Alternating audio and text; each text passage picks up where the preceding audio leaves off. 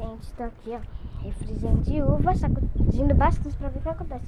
Aniversário da minha mãe, fez um bolo de rosa, só que a outra folha que tava ali sumiu. Mas tá maravilhoso. Rapaz, sobrou aqui a pérola. Bora lá. Eu vou virar a câmera e vou deixar ali. Ai, cara, sou doida! É pique, é pique, é pique. É lura, Desejo feliz aniversário pra minha mãe no vídeo que eu postei, viu, gente? Nós também. Ai, tudo nervosa.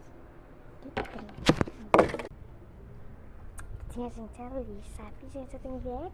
Brincadeira que explodiria na cara das pessoas.